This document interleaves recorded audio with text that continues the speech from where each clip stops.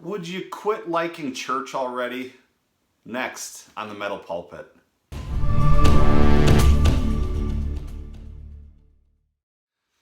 Hey, thanks for joining me for another Metal Pulpit with Pastor Bob 2.0. I really appreciate you guys watching this and weighing in, because I realize the church, the word church and buildings for a lot of people conjures up thoughts of disgust and hate and all those things.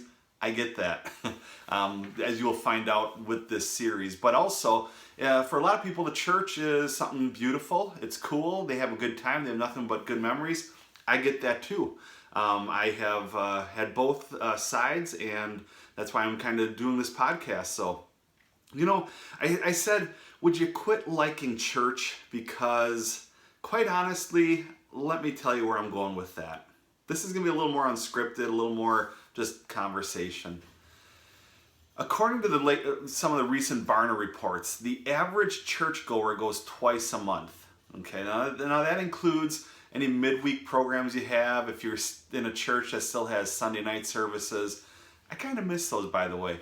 Then that includes those times as well.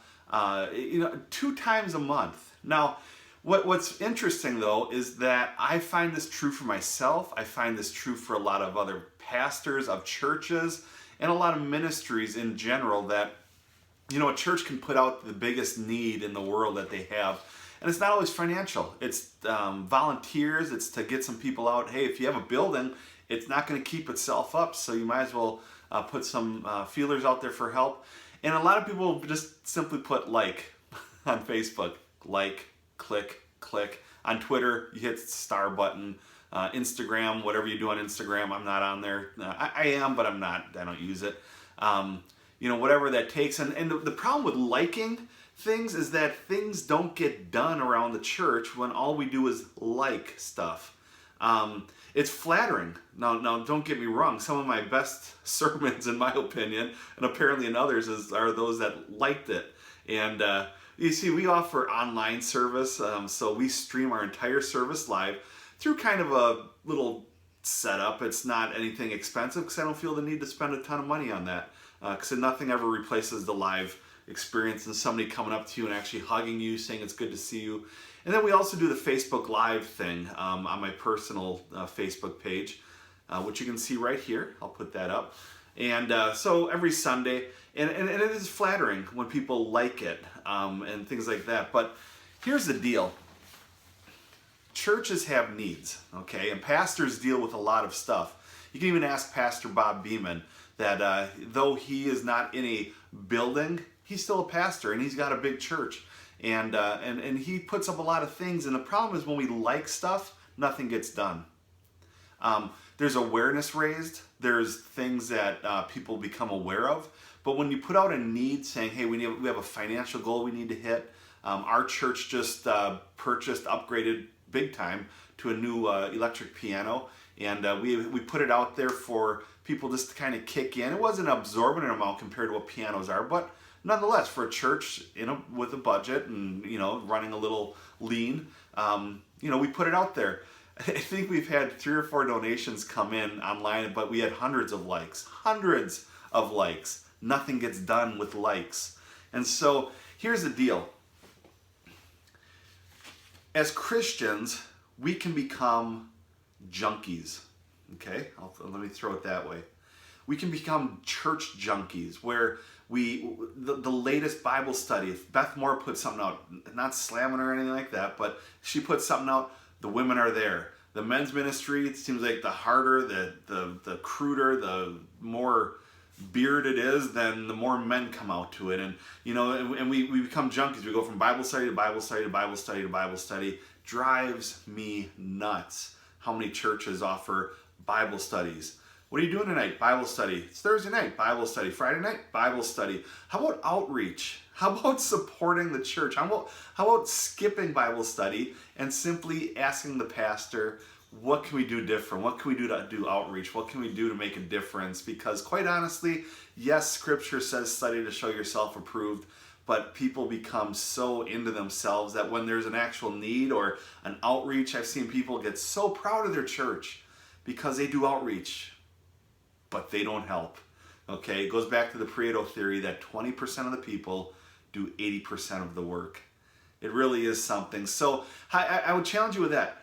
Don't always like your church. Get involved in your church. Don't always like the ministries that you follow, i.e. Sanctuary and other ones. Get involved in the work of Sanctuary and other ministries. Did you know you can live in another state and still be involved in Sanctuary and other ministries as well? It's really quite astonishing what technology can do. All right, viewer question.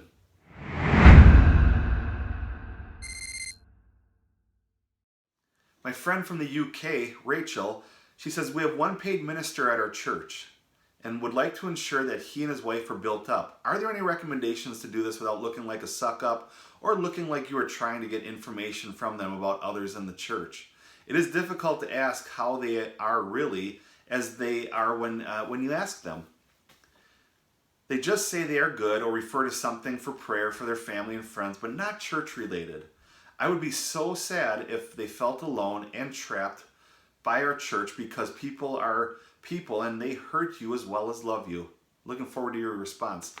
Thank you, Rachel. So, Valentine's Day.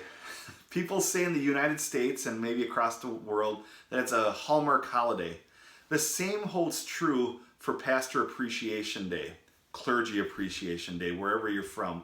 In the United States it happens, and I have friends overseas that this is something that is kind of celebrated as well. This is something huge that you could do, Rachel, for your pastor. It's usually in October, the month of October, and it's called Pastor Appreciation Day. And what it is basically you taking the bull by the horns and maybe hitting up the board or the powers that be and say, let's do something for our pastor. Let's do something where we can give them a gift card or money, send them away on vacation. I don't know how big your church is, but these things are very important to do because it makes the pastor feel loved.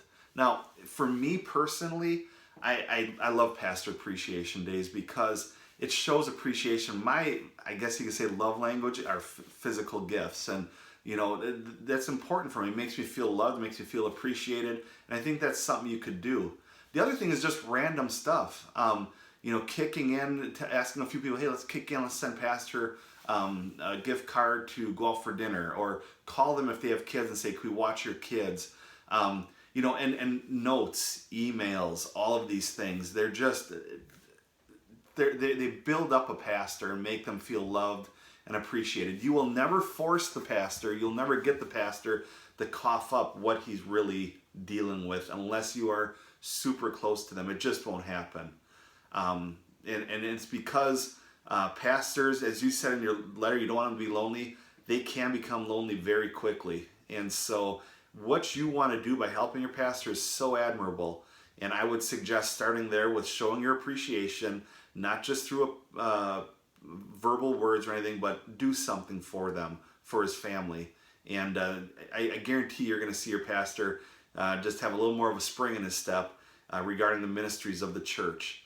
Thanks for the question. If you have any other questions, feel free to email me right here, pastorbobadams@gmail.com, and I will do my best to get to them either on the video or personally by replying to your email.